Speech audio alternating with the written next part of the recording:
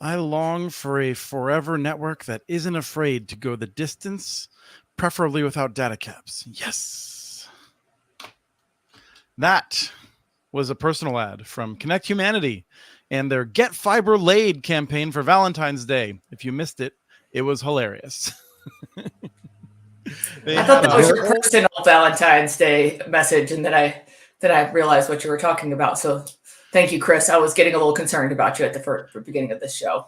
My perfect partner will help when things get tough. When I'm sick and have to work from home, you'll be there. In a global crisis, you'll be my lifeline, and I'll be there for you too. I'm looking for something symmetrical. Are you sure this isn't from Field of Dreams?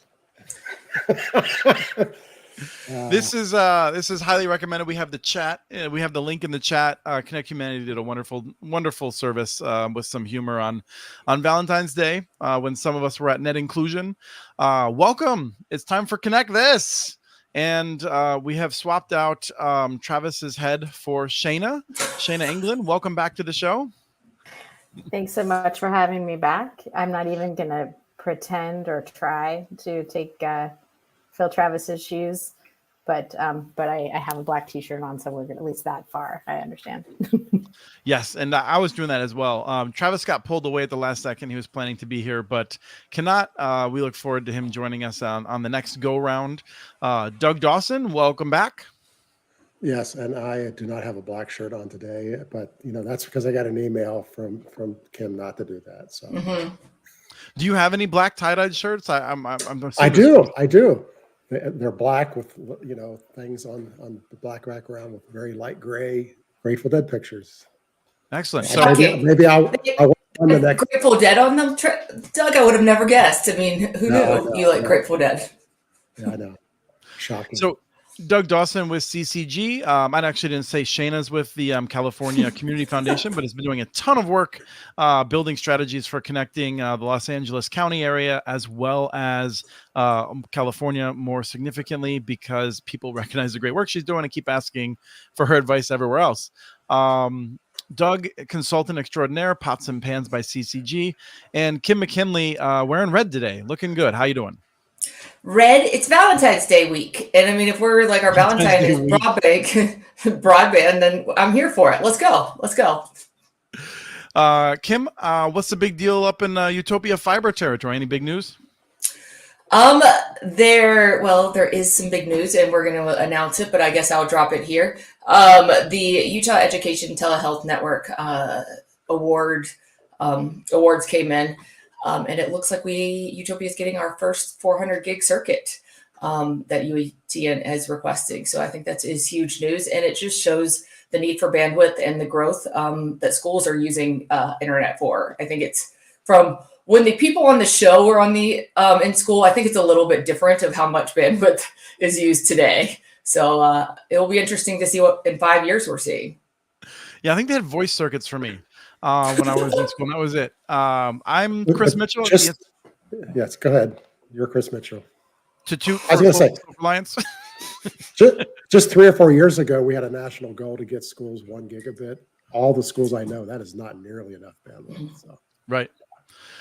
And I'm the host of the show, and I've been on the road, living on the road. I still got a lot of that left for the next few weeks, like 10 straight weeks on the road, I think. But I got to see Shayna in Philadelphia for Net Inclusion. It was great. So we'll talk about that a little bit. We're going to talk briefly about wireless. We're going to talk about digital discrimination strategy. We're going to talk about some map that Doug has that I don't really know what it is, but I'm looking forward to being filled in on it. And then I have another item or two that I really hope we can get to. So we're going to be hustling to get there. Jordan Pittman is producing today. Rye is out doing something that is either more or less exciting, but not the same level of exciting as this.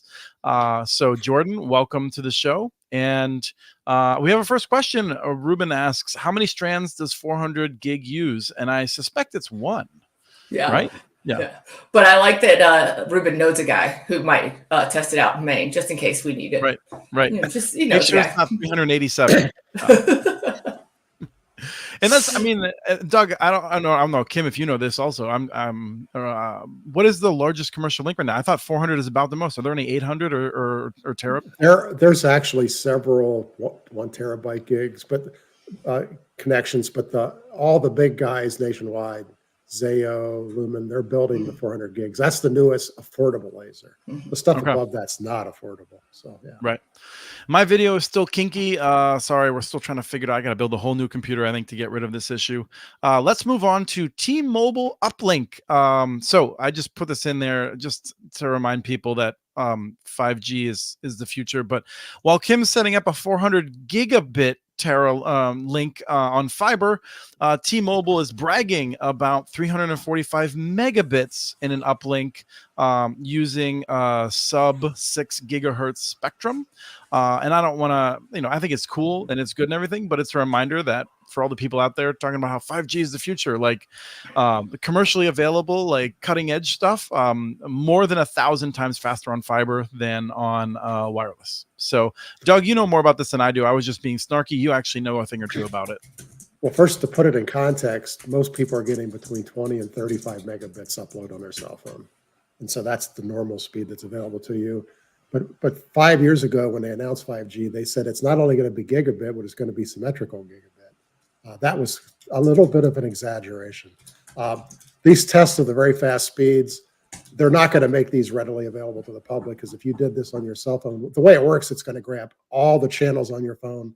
They're all going to broadcast, and your phone battery would probably be dead in 6.5 minutes. But it's still an interesting concept, because that means corporate customers and all could go set up an outdoor presentation, actually put a box there instead of a cell phone, and they could make these faster connections. So so I think they're going to make it so customers can set that up for a fee, would be my guess. But it's nice that they're getting faster, but it's not, you're not going to get it tomorrow. So. And Kim, this brought into a little experience that you had seeing a very famous person live, I think, right? Did you breathe the same air that he was breathing? I did. I was at the FBA's first regional event of the year in Richmond, Virginia. The Fiber Broadband Association. Fiber Broadband Association, and one of their fireside chats was with Ajit Pai.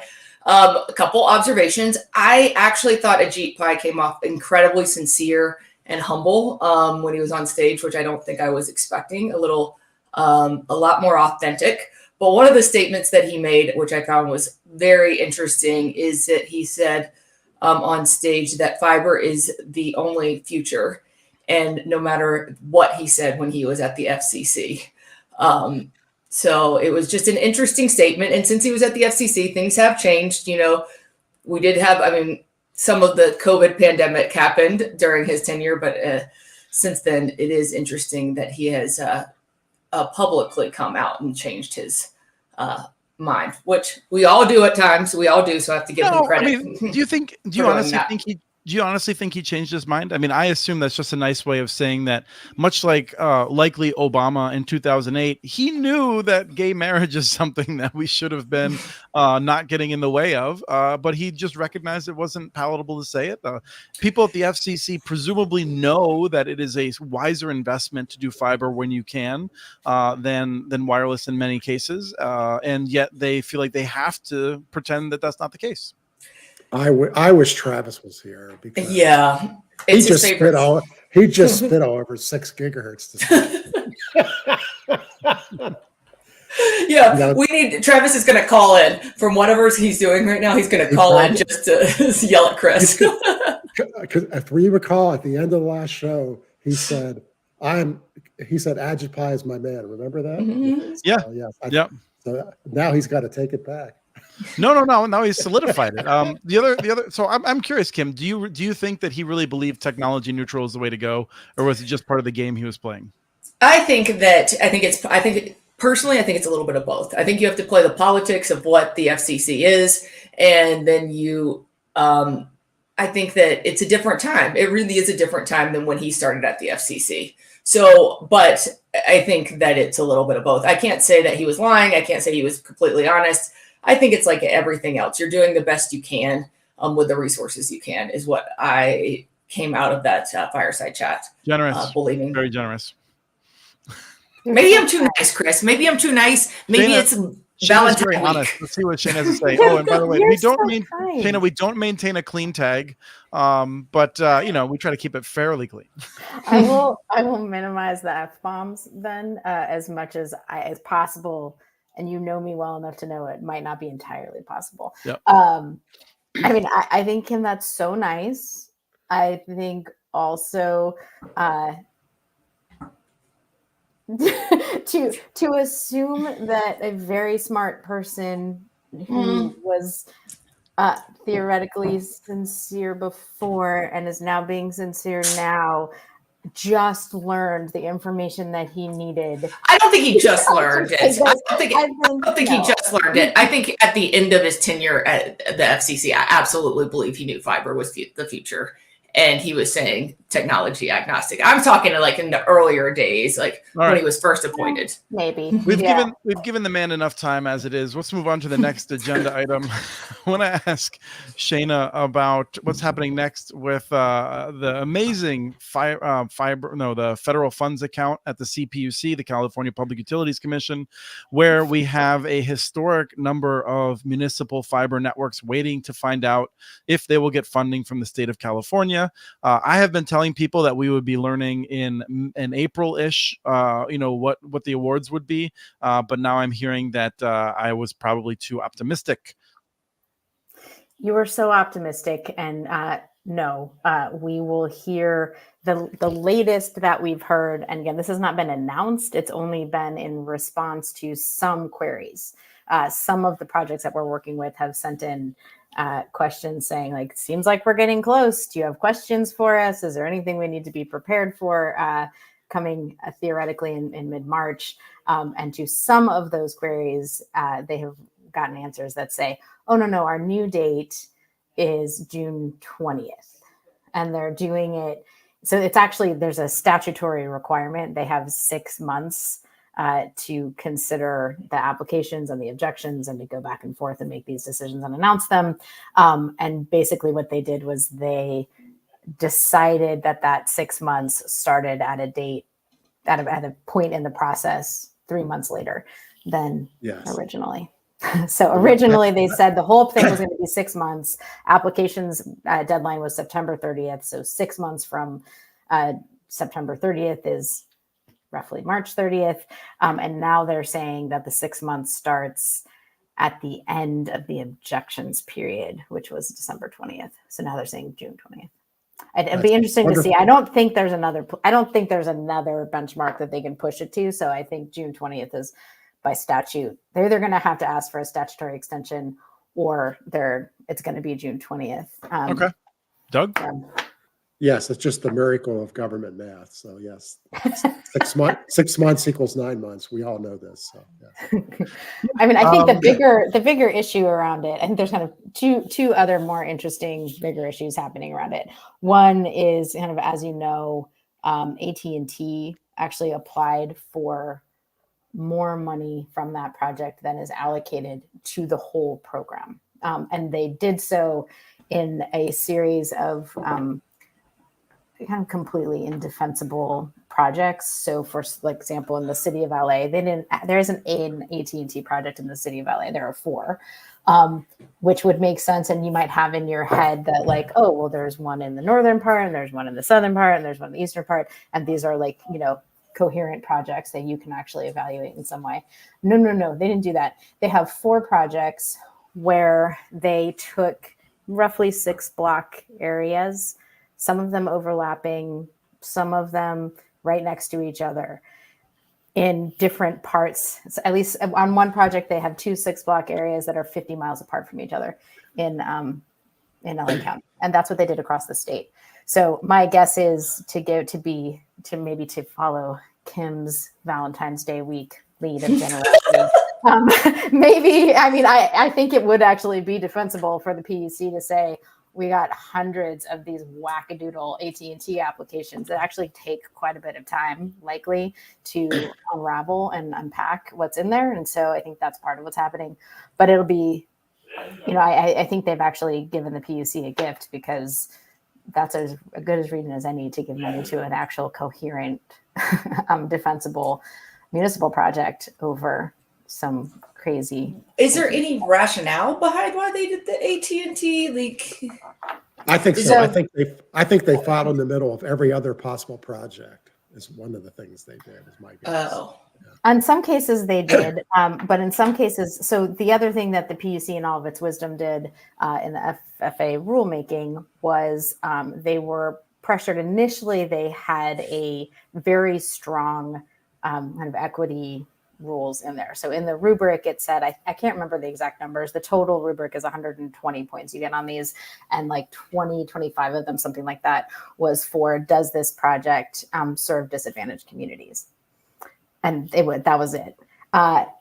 In addition to kind of rolling back some pretty strong affordability and kind of public benefit requirements, which they made optional on the disadvantaged communities, they changed it to if 50% of these census block groups in the project are at 80% or less of the state or county median income, then that project counts as a disadvantaged communities. So if you look at the AT&T projects, and again, this is, I know the LA County ones in and out, but also a bunch of the other ones. This is true in Alameda County and Santa Clara County, and everywhere that they did this. What they did was they had, so let's say one of those 6 block areas will include 3 census blocks that hit that disadvantaged community, and the rest of them all don't. But that allows them to get those points in the rubric. That's gross, and it's one of those things that if Travis was here, I think he would be talking about why they don't go after grants, because you think you could have a program that would just allow people to build normal networks and actually connect people and that sort of a thing, but no. Well, I mean, it does allow it, but you also have a company like AT&T that knows how to game that. And then the other sort of critical and kind of terrible thing, I think that's on the table with the PUC taking this long, which might be why AT&T and some of the others did this to make the process take longer, is that, we're in a budget situation here in California. And there's at least some likelihood that money that isn't out the door is going to get clawed back. Sure. They're playing the long game. AT&T could be playing the long game of looking at it in a bureaucracy paperwork. Oh yeah, there's a whole effort to try to turn some of the money in California into an ACP benefit, so the money would be spent in ways that would not structurally result in any long-term improvements. But I want to move on. We got a number of one last point there. That's how AT&T actually builds the 6 block areas. They are not going to build a whole community ever. They never do that. So that actually is the way they. Oh, I disagree, Doug, because Gigapower. We're now a year into Gigapower, and we're not gonna dig into this too much. I want to save this for a future show, but I did just get a kick out of the recent Gigapower update, the AT&T Open Access Network, which is supposed to be building in wide areas, and they passed a bunch of homes. But what got me is the very end of the story. So far, or maybe it's not the end, but so far, AT&T is the only tenant on Gigapower's network. However, the company is in detailed discussions with several other ISPs that have a strong interest in riding the network. So we shall see. But so far, our predictions have held true. So yes, we'll come back to Gigapower in the future. So Doug, you have a map for us. What's going on with this map? I do. You want to pull that up? Okay. We're in the heart now of state broadband mapping challenges. And you got to remember that the NTIA did this wonderful decision that licensed wireless as legitimate broadband. And so when you start looking at areas covered by wireless companies, they don't claim everybody. So, what they do is they claim some houses, but not the ones next door. And that's what this map shows you. So in this map, this is a piece of a T-Mobile tower claimed area, but they all look the same way. If you go to the fixed wireless guys, the maps look the same. And what you can see here is T-Mobile in this case is claiming the orange dots, but they're not claiming the blue dots. Well, if when the state goes to give out BEAD grants, they have to build exactly the same network just with the blue dots, and they just have to pretend the orange dots aren't there. It doesn't cut any streets off. And so what happens here, the states are all doing BEAD based upon this theoretical idea that there'll be reasonable cost per passing. But this map doubles the cost per passing because you have to build the same network, but you only get half the homes. Now you have to really build to the rest and you'll knock on their door and try to sell to them, but the state's not going to give you any money or any credit for that. And they're going to say that this project is too expensive. They're going to call this a high cost project only because T-Mobile messed up the map. It's not. It cost what it cost. They have that ruling and this is everywhere in the country. This is every county. You can't hardly find a place that this doesn't happen. That decision by the NTIA is an absolute disaster. And the states, most of them don't realize this till they really start getting these grant applications. Where they thought they were going to get grant applications for $5,000 a passing, this turns them into $10,000 a passing. They're going to freak out. This is I like in the lower right quadrant. There's like two where you have like the dots are coincident. They're overlapping. Yes. But there are actually 3 houses there. These are these are real places. So that's just 3 close by houses. Right, but it's remarkable that one of them. But they didn't claim the other 2. Yes. Yeah. Or look at the one on the left. Of like, there's no way they get those 5. Sure. Orange ones without the 3 other ones. It's like this is right. nuts.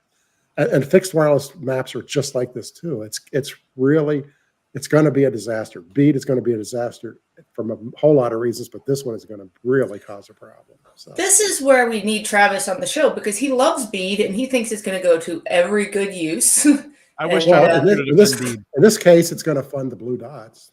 Yeah, but it's not going to fund the orange dots. That's rough. It's insane. It's totally insane. The actual detailed people keep saying, well, you're going to be talking about a person who says the FCC maps are good here shortly. So they are not good. They are absolute disasters. What do you think is going to happen long term, though, Doug, with these? I mean, we keep talking about the maps are bad, and then the states are dealing with like trying to get their plans out. What do you think the long term ramifications of something like this are? What I think is going to happen, because the states did their math going, I think it's going to be X number of dollars a house, and I'm getting $1 billion. Mm-hmm. And now they're going to find out that they still have to cover everywhere, and they're actually going to get requests for $2 billion. Because they just assumed that if you recall, the passings got lower with the last set of maps. This is why they got lower, not because there's less passings. They just right. It's not like you have a region that's been taken off of the map. No region's taken off the map here. And so they're going to find out that where they thought they could get it all done for $1 billion, it's really going to still cost $2 billion. And then the BEAD's not going to cover everybody, is what's going to happen. So. And if this was an isolated location, no big deal. I found this in every county, and some of these are the entire county do this. So we're gonna move on. I want to share a short video here. I'm sorry to subject you all to this. I'm gonna share this here in a second. Let me start getting it queued up. This is a video of. Oh wait, let's take a look at this. Ruben, not only that, but I mean, like, the grants just say what can they deliver, and it's what the ISP say deliver, not what they can really deliver. That's it. That's right. The only criteria. We've talked about this before. It also has it makes the fallacy of if you have 50 homes and T-Mobile could serve any of those homes with a high quality service, but it only has the capacity to serve 4 or 5 of them concurrently.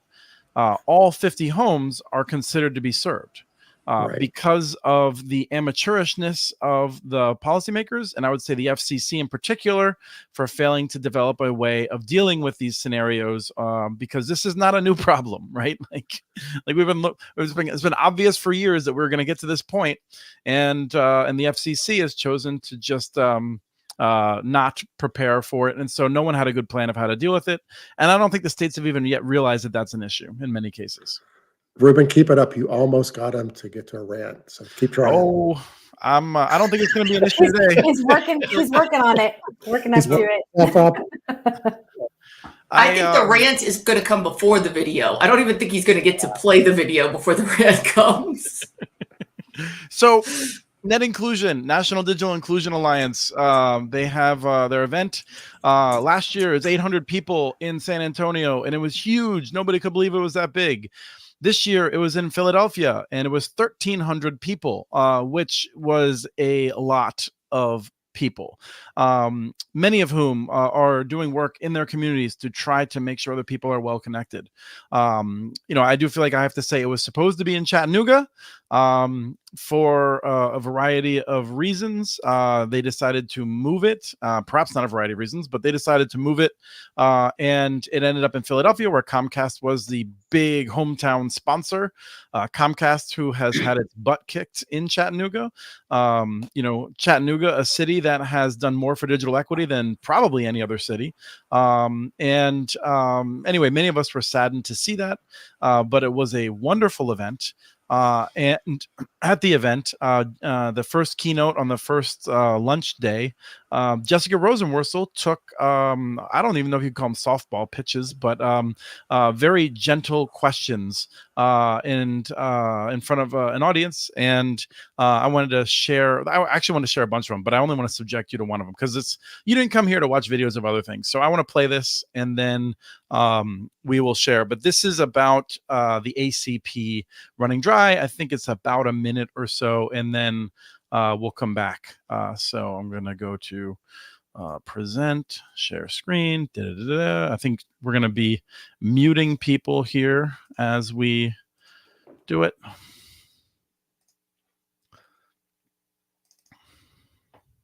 Challenge is the funding system for it is different. ACP relies on appropriations. Lifeline relies on the Universal Service Fund.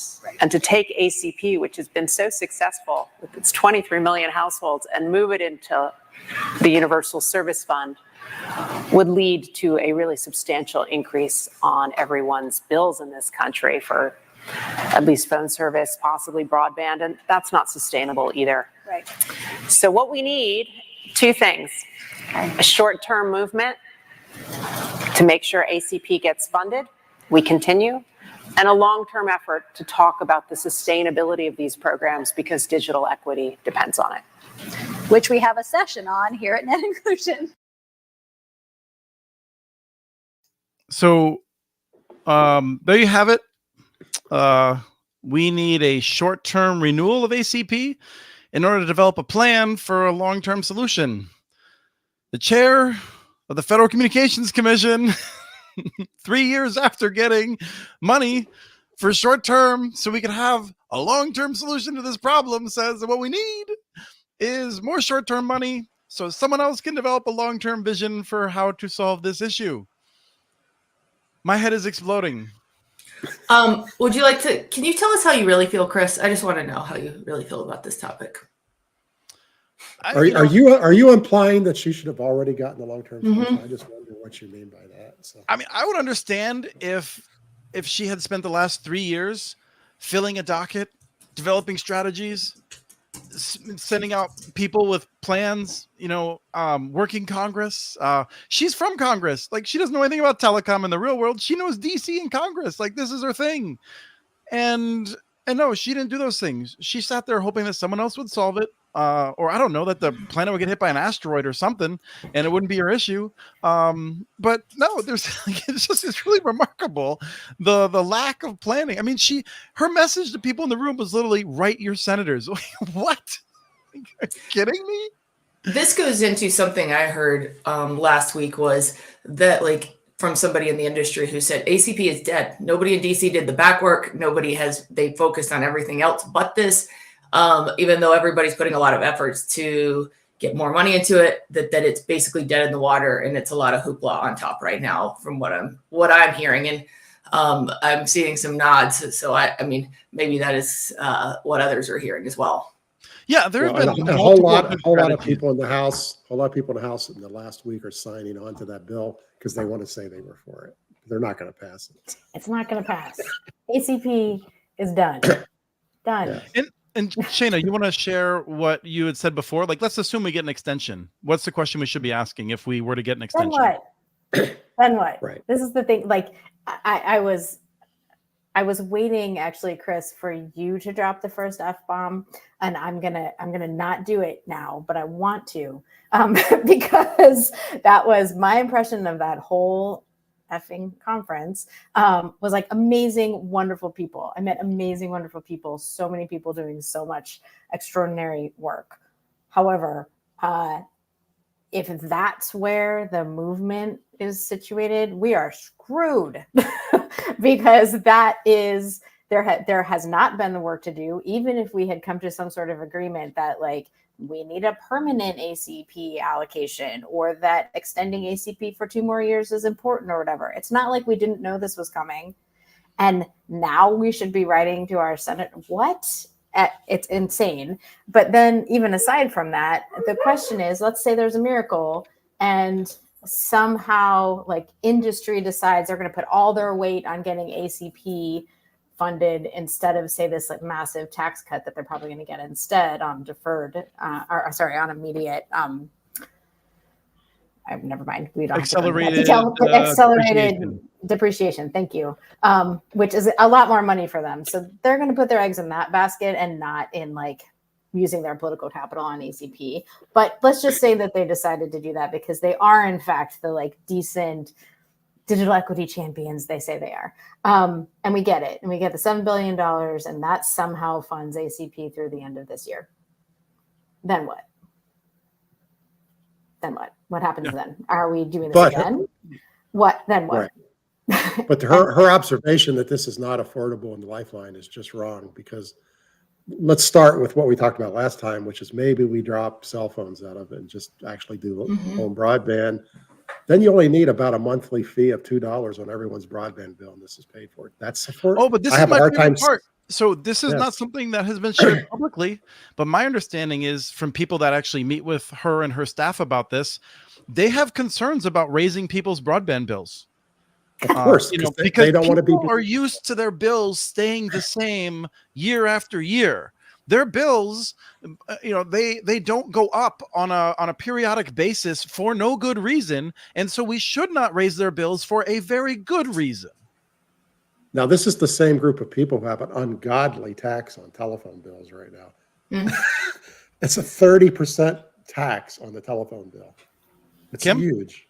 I'm just like baffled that's actually being said out of somebody's mouth that our bills are not being raised.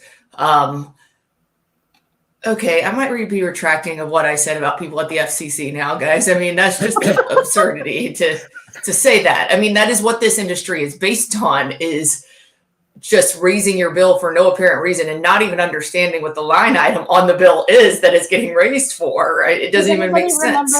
Remember the nutrition label on broadband? Remember that whole It's coming out soon. It's coming out soon. It's always coming out soon. It's going to be great, I'm sure, when it comes out. But remember all the conversation about how the issue with our broadband bills is that they go up and we have no idea what's in them. And that's why you need a nutrition label. Comcast just raised their rates $3. This is why the company is now losing customers every month. And they raised their rates $3 nationwide. Here, you could raise it $2 nationwide and take care of ACP forever. That's that's not too ugly. And just to be clear, take care of ACP forever in a way that actually is hugely profitable and beneficial to these same companies. Yeah. I mean, yes, they get all the ACP money. Yes. Yeah. Okay. So the other thing that drove me nuts that I want to make sure that we have time to talk about other things, but they had some questions from the audience. I don't know. I had left the room in a fury. Are you going to share this one? Are you really going to share this one? Because this one actually irritated me, this answer, if you're showing this video. I wasn't going to show it because it takes too long. Which one are you talking about, Kim? Are you talking about the tribal one that I think you're about to go? Yes, go. Well, I'm not going to show it because it takes too long. But I'll ask if Jordan will put it in the for anyone else who wants to watch it. Or else I'll just do it right here to make sure that's the right one in case of confusion. But in it, person basically says, I'm living on a tribal reservation or a member of a tribe, and I want to know, what you're going to do to do better for the horrible connectivity for many people. And Jessica's answer is basically that she starts by noting that they follow the law in that they consult on a government to government basis with tribes, that they are doing a $75 a month on tribal lands, although I'm pretty sure it was Congress that mandated that. I don't think the FCC would have done that on their own. Acts as though they're responsive to tribal needs and requests, and mentions that they have done a tribal priority window. There's no mention about doing that moving forward, although also, I don't know if they could do a tribal priority window because under Jessica's management, they have lost the right to do spectrum auctions, which is really remarkable. Anyway, Kim, I'd like to really know how you responded to that, what you felt about that. Because I was like, the one important thing that tribes need, that we've been talking about, the need for broadband on these tribal reservations for years now, and then the head chief of the FCC is up there going, well, we give a $75 subsidy to these people, and it's going to make it all better. We're not. Yeah, After April, we won't. Well, we did. Fair enough. That we are today, Chris. It was just.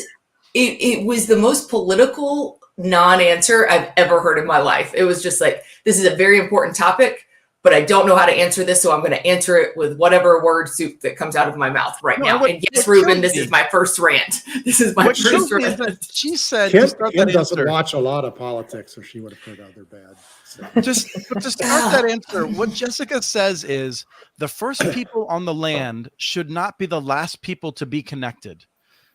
And yet, she has done absolutely nothing to change that dynamic. She just talks about like things that they are required to do. She has in no way gone out there. She talks about how like one of the things that they are doing is that they are asking the tribes if they got the maps correct. It's like, no, you didn't get the maps correct. You don't care about getting the maps correct. You have the power to require companies to give you accurate information or be punished. You have chosen not to do that. You are embracing lies and then throwing them back at overburdened tribes and saying, you fix it. This is not a good policy. I mean, it's just, but yet that room loved her. Like I shouldn't say loved her. I think that room liked her. Shayna, what was your thought about the reaction of the room to her? I mean, look, I think this kind of goes back to my earlier semi-rant, which is like, I think that room takes its cues from the front of the room. And I think that the front of the room on that, the messaging is not in any way, let's speak truth to power. Let's demand something better from power. There's none of that at the front of the room.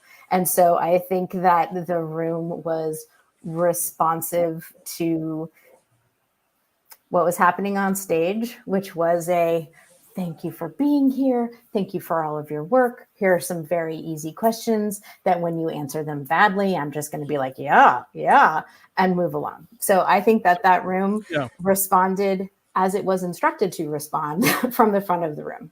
Kim? And it's too bad because this was a meeting of digital inclusion people that all disagree with what was said. Yes, every one of them. Yeah. I think I'm just more pissed of the tribes just getting screwed over and over and over and continuously.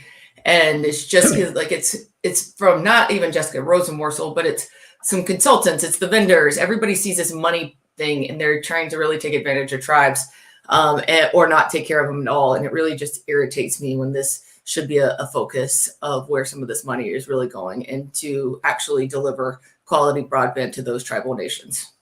Hey, if y'all are agreeing with that, let's just encourage you to demand a tribal priority window for the 12 gigahertz. It won't solve everything, but there should be a priority window for tribes to grab 12 gigahertz as it changes status.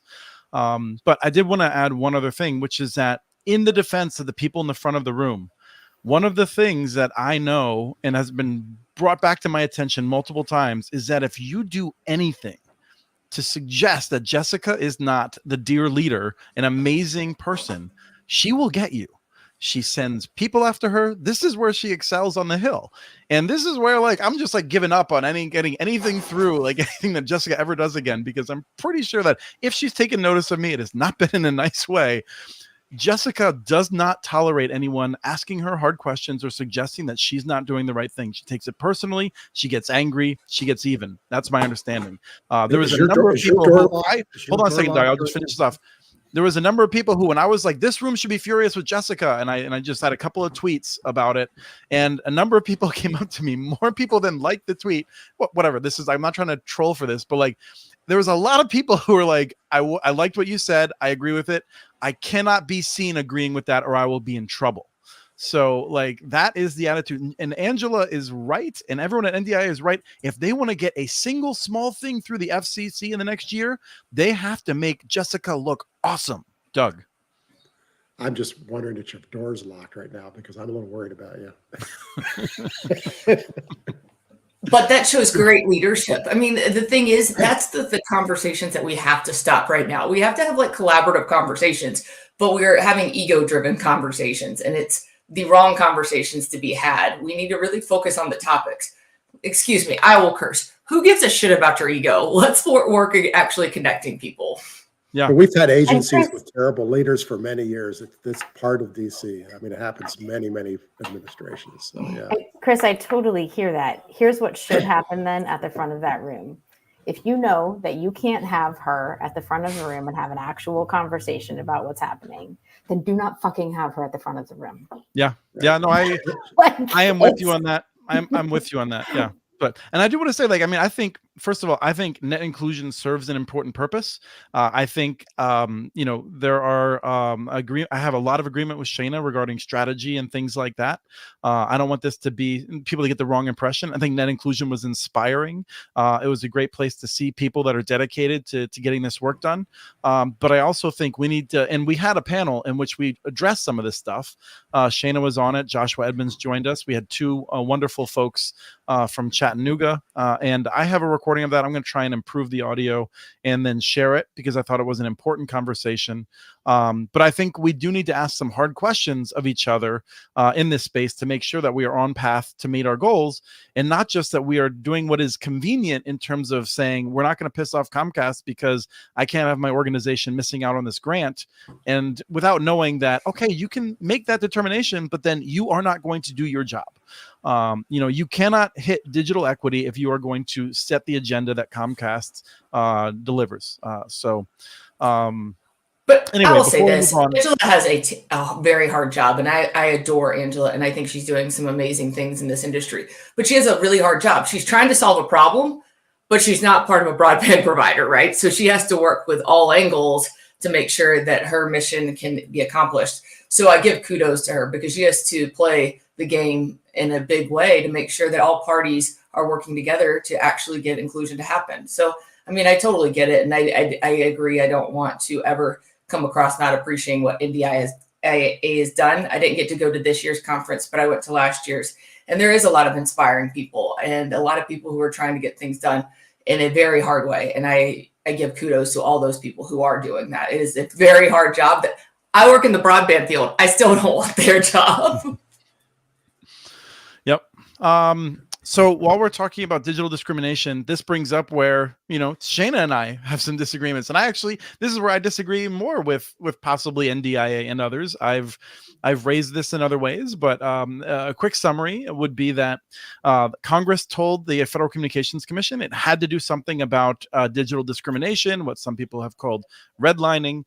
We've talked about this in numerous past episodes. The idea that the FCC came up with a language, and the one good thing the FCC did was it defined digital discrimination. So we have a definition, and that is basically where there is a pattern of discrimination. And I think we're mainly concerned about racial or income discrimination, in which some neighborhoods are left out, and other neighborhoods have higher quality service, more choices, lower prices. Shana has led an effort documenting this in California.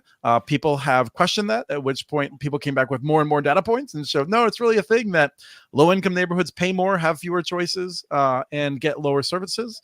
And then the FCC basically said, and we're not going to do anything else about it. I mean, if you read between the lines, that's what the FCC said. You got your definition, now go away. And the FCC will not be involved in future digital discrimination issues, as far as I can tell.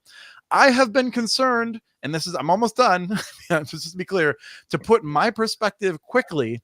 My concern is that people who are organizing on digital discrimination, I think, they think or the solution that comes from their approach is that AT&T has discriminated in Cleveland. We need to force AT&T to invest more in Cleveland. And I'm like, yes, AT&T has discriminated, and we need a solution that works in Cleveland. We don't need more failed AT&T investment. So that is my concern. And now I want to hand it over to Shayna to talk about what they are doing. And then after that, perhaps to tell me why I'm wrong. Okay. So one, I don't think you're entirely wrong. I do think that you're Wait. Do not kiss up the power like this. It's already gone out live. We're recording it. We're gonna loop it. Again, I just want to be clear. I didn't say you were right. I said you're not entirely wrong. In that, yeah, the FCC did not go as far as it could have and should have. It left a whole lot of very dangly strings that can be pulled on, I think, to unravel a lot of it, which I think we're actually going to see kind of play out in courts shortly. Turns out in the Eighth Circuit. So I think yes on that. Here's where I think you are underestimating the potential. So one is just straight up on it as a sort of organizing mechanism. So some of what we talked about in our panel, and I think some of what's really missing from the NDIA and some of our kind of existing approaches around this is like, we don't actually have any sort of movement. We have all these people, but we don't actually have any power because there is no organizing, really no organizing model.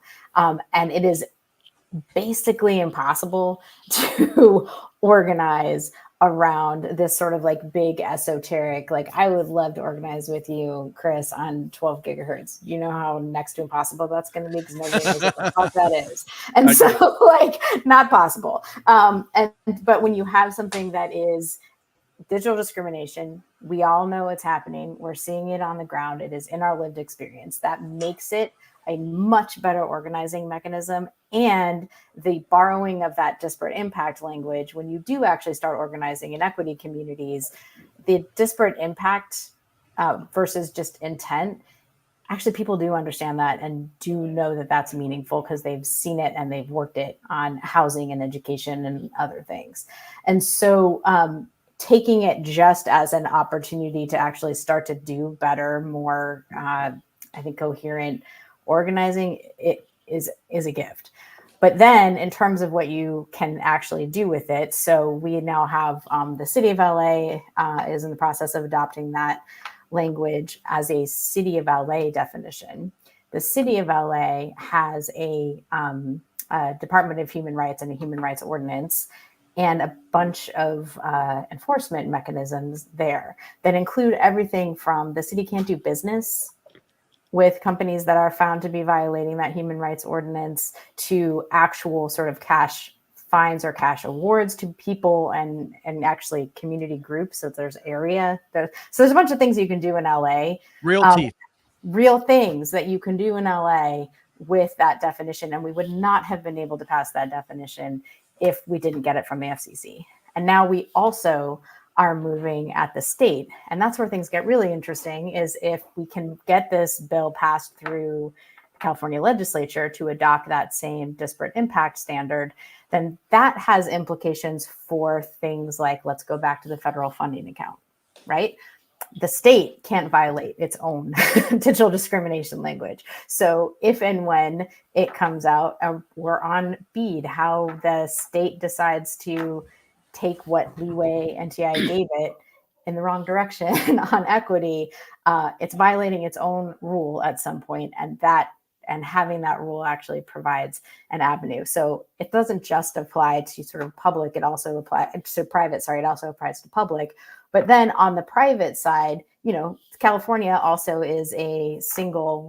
It's the digital, I don't even remember, DIVCA is the name. We're a sole franchise state. We're one of the handful that in 2006 passed the ALEC bill, basically taking all local input into cable franchises. So just for and people doesn't have it. For people who aren't familiar, the way cable television worked, you had to get a franchise. Typically those were local franchises until in the early 2000s people started making them state franchises so they could take the teeth out of them to make sure that the cable companies could do whatever they want and there could be no consumer protections. And that happened in California. That's called DIVCA, and that's what the franchising is all about. Exactly. And most states actually still have local franchising. So you can still, we were talking with Jason out of Baltimore at Net Inclusion. He's like, yeah, we negotiated this, we negotiated that. Not possible in California since 2006.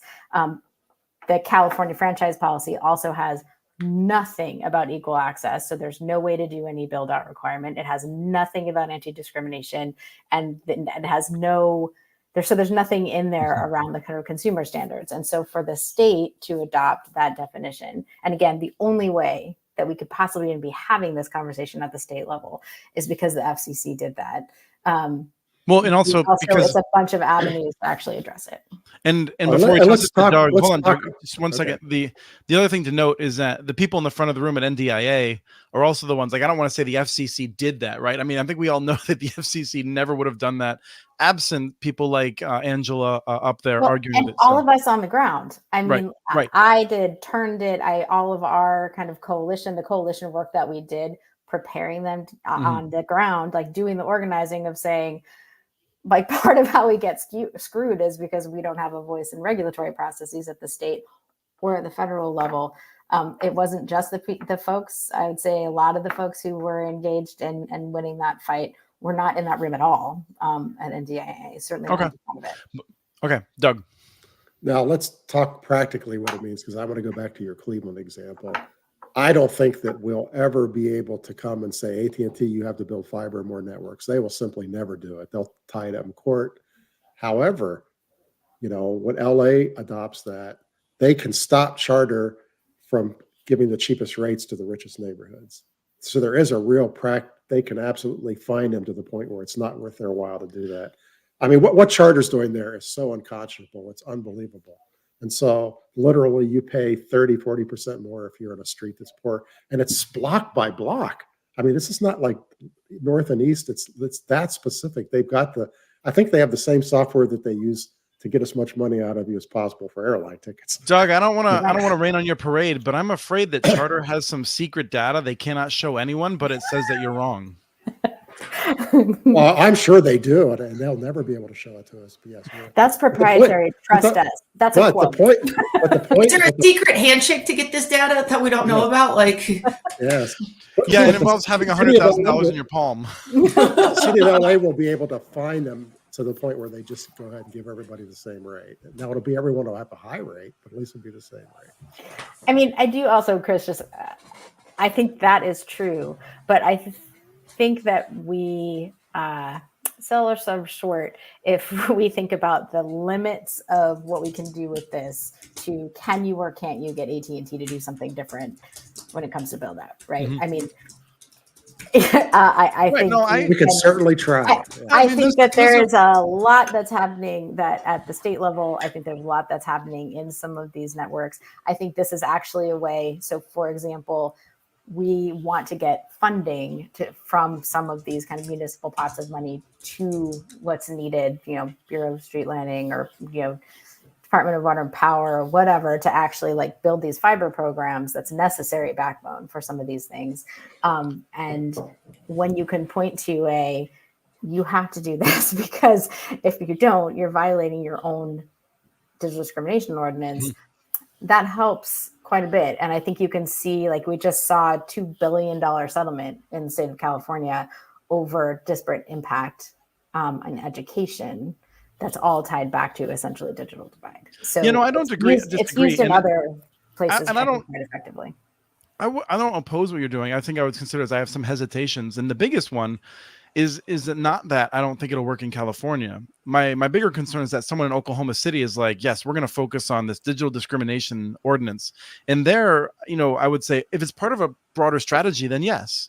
But I don't see, I worry perhaps unnecessarily about people hanging their hat on the digital discrimination as itself being able to do something. So that's where I Chris, want to just make sure we have some hesitation. I think that in Oklahoma City, here's what I would suggest in Oklahoma City or in Texas or in a number of places that are not California for all the reasons.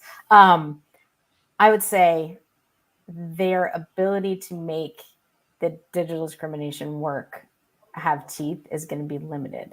However, I would say in most, if not all of those places, there is not a politically oriented coalition or any sort of work that's happening that really has that power analysis. So if what this makes possible, if focusing on digital discrimination, because it is something that people can understand, that you can hang your hat on, that there's a ton of documentation on, that you're not picking a fight with your local council member, you're picking a fight with a big multinational cable company that you hate anyway, like that is actually as a mechanism to build some political muscle to do some other things that need to get done. There's value in that too. All right. So Doug and Kim, I'd like you to turn your volume all the way down for a second. I might be. All right, We're here for it. you can turn it back up now. What did you say? I'm not a good lip reader. Oh no, I had Doug, a he cough. said he was wrong. Wrong. No. W. No, there's No, I no think way. those are very good. I think those are very We're gonna good have to points. go. We're gonna have to go to YouTube and watch this tape. Yeah. Jordan, can you cut the commercial? Can it be like a big telcos commercial too, just to make it even more appropriate? You know, he can edit this before it goes on permanently. So, Kim, do you have any thoughts about the conversation? No, besides that you were wrong, that I just summed up the whole conversation, and I don't have anything else to say. It's nice to be here today. Thank you for inviting me. I nobody think, told Chris, Travis. the only other thing that I would just say about this is that I do think it circles back to like your previous rant, right? Like the reason that we can't at the front of the room, and partly why Angela's job and all the stuff around ACP, everything else we've been talking about through here is very, very difficult, is that we don't do politics and power. Yeah, no, I mean, let's at all. But let me finish. The part of the reason we don't do politics and power in this movement is because so much of it is funded by the people who benefit from the status quo, Which is why they fund it. Which is why they fund it, and so it sort of loops. And so when you have a space that is like, we're going to be in places and we're going to say things in order to protect our giant Comcast logo on our badges, that has implications all the way down the line. Yeah, I wanted to interrupt you. Excuse me. It is called Xfinity now. It is not a Comcast logo. Just wanted to correct you. It was a giant Comcast logo. Like we had to have our names on the back because the Comcast logo was so big. It is a beautiful logo. So I mean, it's great. It's rainbow. Shayna, I was dying to interrupt you earlier, and I restrained myself one time from interrupting someone. It was that if only there was something that, I don't know, joined 23 million of us together in some way, like some sort of program that united us in some sort of looming threat that we had. I mean, to give you a sense, I think AARP has like 40 million or 50 million members and is like by far the largest member organization in the United States of America. AACP like was like this program that like it's not just a matter of we didn't organize for power. It is like we could not have organized less for power. It is truly remarkable how quickly a program that 23 million households are using could disappear without a peep. Let's just be honest. AARP like markets like crazy to get that many members because I'm 43 and getting a lot of AARP materials at this point. You could get the discount right now. I'm getting it soon. But the thing is, I mean, I was talking to my team yesterday, is that people were signing up on February 7th still for ACP. And I don't even think anybody really even knows a lot of the end users that it's going away. And I think that is part of the problem as well, Chris. Yeah, there's so many people I've talked to who are concerned about that bill shock that's coming because, in its infinite consumer protection awareness wisdom, it allowed companies to give people a long disclaimer at the front end that says, hey, at the end of the program, we have to raise your bill and you don't get to say anything about it. When originally the program was supposed to require an opt-in, to like raise the bill, and they put it at the front end where nobody read it, and the FCC let them get away with it. So like, once again, now all these ISPs are going to get screwed, right? And so this is one of the things that I have learned in 16 years that Travis, I think, would appreciate. When I started doing stuff 15 years ago, and I would talk to people, I'd be like, there's a cool government program. And people would be like, pfft. And I'd be like, what is this attitude? They'd be like, we've been screwed so many times.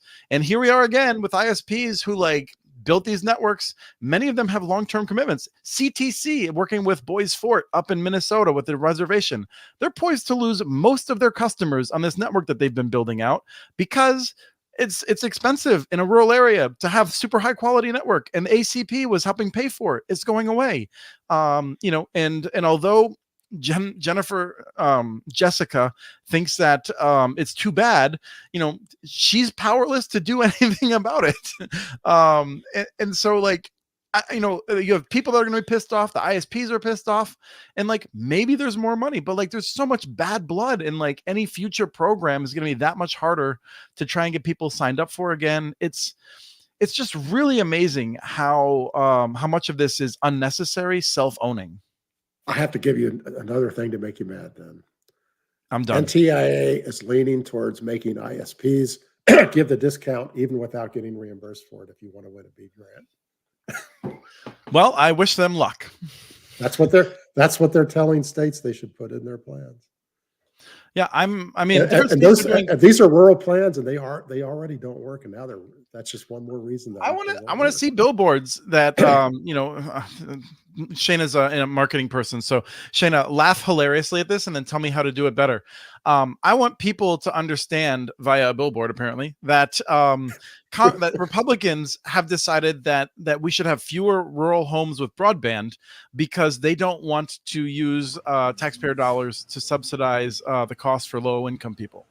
That's what's going to happen. Fewer homes are getting built. I can't wait to see you put that much on a billboard and see anybody be able to see it or understand it while they're driving. It's got to be really big, and there's gonna be a lot of people run off the road. Like on the side of a barn, maybe, and like Burma shave. We could do it in a series of billboards. It's like the ones that you go down the interstate and there's like one word per billboard. That's what we're going to do with this campaign. I mean, I think, Chris, so here, this would be, I'm not a marketing person, I'm a political person. And here would be my political answer to that, which is like, even if we could come up with a messaging that actually fit on a billboard, and even if a billboard was a good idea, which actually there's some evidence that on political messaging, billboards are actually fairly effective. But I would say, so what? Like, so from the I know that's the real end problem. Is like, is there a single Republican congressperson not going to win their primary or general because people understand that that's ACP, no. right? No, you're right. I mean, this is ultimately a problem. And on the last show, I think I complained about this also. Like, there was Mayor Joey Durrell, who was amazing in the beginning of the century which is a funny way to talk about 20 years ago, in Lafayette, Louisiana.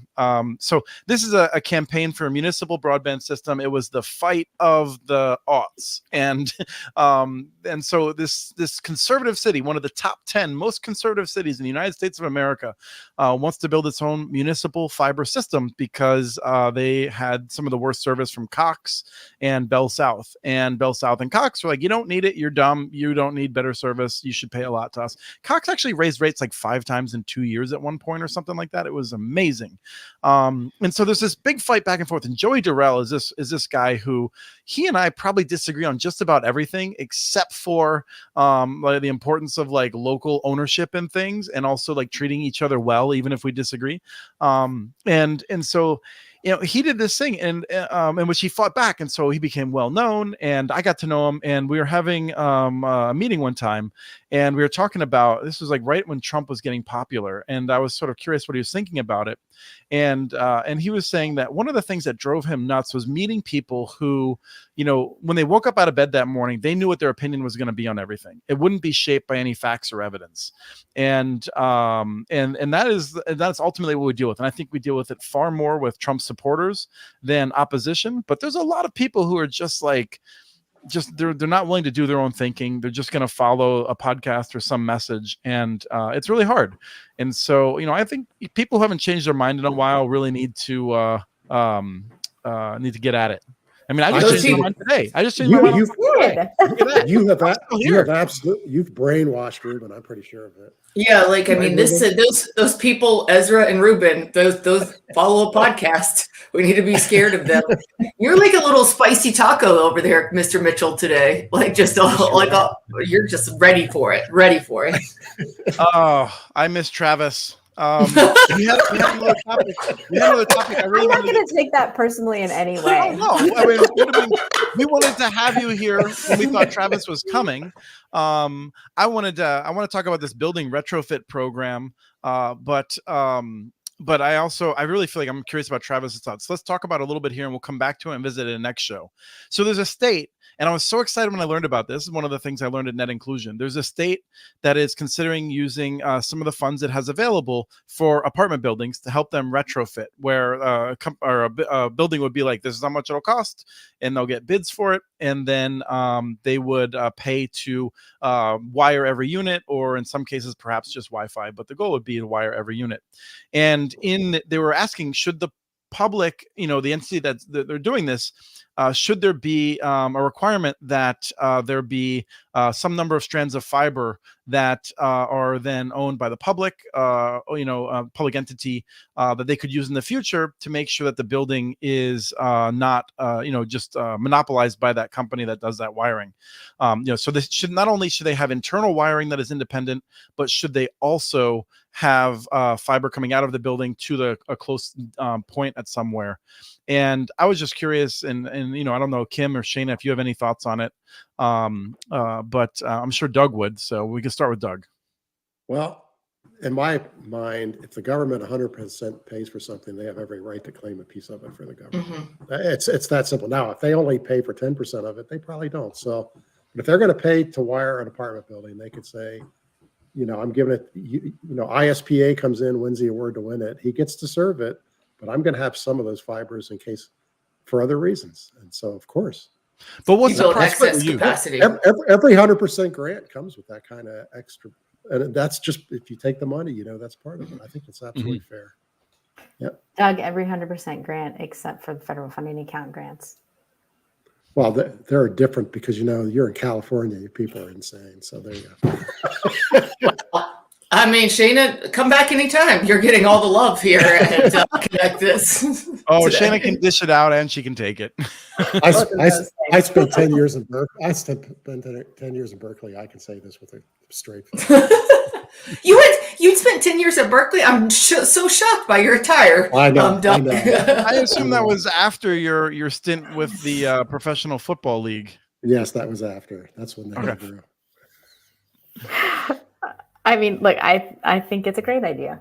And I think also it is one thing that I'm on the changing your mind front, Chris. One thing that I'm sort of wrestling with myself is the extent to which we sort of treat broadband as it's like entirely different than anything else that we've ever done on a societal level, right? Like we sort of talk about like rural electrification, which isn't sort of the same, but in many ways, I think there's a lot to learn from it. But in terms of even just like cable franchising, right? Like this like weird big controversial thing around like, oh, do you negotiate for on excess capacity or in exchange for really valuable things like rights of way and the right to rip up streets and things like. You should have some little piece of that conduit that you put in should be accessible to the locality for work, or schools should get free access or whatever. That's like when I talk to housing developers, in particular, when I talk to transit developers, there's so much public benefit baked into those other industries and what they are allowed to do and what they are required to do, not even for public investment, like in exchange for basically accessing public space and public resources. There's a ton of public benefit, but here we're like, oh, that's like novel. Let's say if we're going to entirely provide public resources that ultimately will go, like the outcomes, the money from that will go to private benefit, then there needs to be some other public benefit that comes into that. Like it's wild to me that we in this space and that's because don't we have contemplate those that. giant ISPs who control the dialogue. There's states where if you build a large enough subdivision, you have to build the school out of your own money that goes along with it. But yeah, so that's just part of the deal, right? But I think, guys, too, like, and I work for a governmental agency, and I support this. If it's fully funded by governmental money, that there should be public asset or public benefit for it. But the problem is you can say that in the rules, but then when you do that, who's going to execute on using it for public benefit? I think there's a disconnect there of that's great, and we might have extra fibers, but doesn't even anybody know what or how to use them from a public aspect? And that's sort of what I want to get to Travis on, I think, to some extent, which is the question of how would it be useful? And my answer, and I'm desperate for someone's agreement that I'm right. My suggestion was that probably the most valuable part to like long-term public interest would possibly just be the egress point to get to a vault outside of the building. Like, it doesn't really matter if you're going down the street or not, but the point that you want is to make sure it is easy to get through the building into the server room or whatever, the telco closet, whatever. And so just having that available and in an accessible manner is probably the most valuable part of this that they could get, and they might be able to stop there. And the reason for the concern is, like, sure, you could always ask for it, but like, if you design a program and you're like, we want, a pair of fibers and we want them to go this far, the people that are bidding you might get less qualified or fewer good ones because they have some reservation. So I don't want to put in too many requests or requirements out of a fear that you would then result in a smaller applicant pool that you'd want. And so there's just that balancing act is where I think where the benefits are. But we don't ask for zero benefits. That's the right. No, and the other thing that is really and important here, I think, is that all the other stuff that Shane is talking about really costs real money. That's the other thing people forget. I think, you look at like roads, water, electricity, all that stuff costs much more than fiber. I'm so tired of hearing that fiber is expensive. I'm like, yes, it is, except compared to all other infrastructure. Yeah, roads are far more expensive. Yes, they are. So. Yeah, I mean, I think partly, why I support that. This kind of MDU apartment building thing and others like it is, I think it's just in part just like the mindset.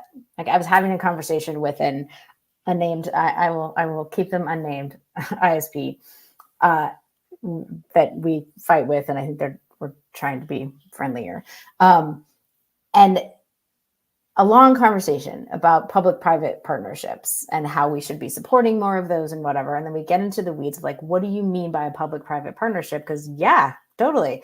And it turns out what they mean is that we should be spending public money to build for them, not even building the networks, but giving it to them to do what they want to with for nothing in return. I mean, this is a quote. Well, if we use a publicly owned network, then it's going to come with some requirements. Like, right, that's a partnership, right? Like, a partnership is both parties put something in, both parties get something out. Like, that's how that works, right? So I think anything that moves the needle a little bit on like, yeah, we should do public-private partnerships, and and partner should actually mean something real. I think but I think I really think that's a strategy, right? It's their strategy of taking over the conversation and saying that they're working with each other. It's the same thing that I'm seeing with the word open access, right? Like the gigapower thing. They're saying they're open access because they know that's a buzzword right now. The same thing on this thing. Public-private partnerships is sometimes a more politer way to say, I just want your money and I want you to give me money. Yeah. And as long as like on the public side, we're like, yeah, this is different because it's a public-private partnership. Like, no, it's not. Unless you can point to some sort of public benefit that comes out of it, then no, it's just writing public sector checks to private sector entities and hoping for the best. Yep. Although, to be clear, there is a long tradition of that in road privatization, parking meters in Chicago, all kinds of examples of ill-defined partnerships in other areas too. You must have a really sexy Friday night with all the knowledge you know about like these things. Like, hey, let me look about like public-private partnerships and roads. Everyone knows about the Indiana Tollway and the Chicago parking meters, right? I mean, like, that's common knowledge. Like, what do you talk about at parties? Never heard. Never heard of This it. is why I don't get invited to parties. What do you mean, do you have plans? What's a party? Wait, other people invite you to things with them? Is that what you're saying? It's, believe it or not, it's been a long time since I was invited to something. Shocking. I'm shocked, Christopher Mitchell. Well, we're going to be leaving it there and coming back in. Oh, let's see. What is happening in 2 weeks? In 2 weeks, I am just getting back from a retreat with ILSR. So we'll probably be on a Friday again in 2 weeks, I'm going to guess. Fresh from being inspired by being around all the people that tell me I should actually do my job in a more responsible manner. And in 2 weeks, Travis and I will be in the same location for a few days. So, I mean, we're going to have a conspiracy theory against you. I mean, just wait. We're all right. Shayna, I hope you enjoyed your last appearance on here ever. My brain still hurts from changing my mind, and I'm not going to forgive you. Wonderful. Thank you very much. Shayna, you are welcome anytime. Welcome anytime. He doesn't even remember your name as soon as this show's over. He's like, Yeah, no, I need to get that the Men in Black thing, like make myself feel better. Reset my beliefs. All right, it's been a lovely episode, Shayna. Thank you so much for joining us for the full show. Yeah. Thank you all of the viewers, commenters, everyone else, and thank you, Jordan, for producing. We'll see you all in about 2 weeks.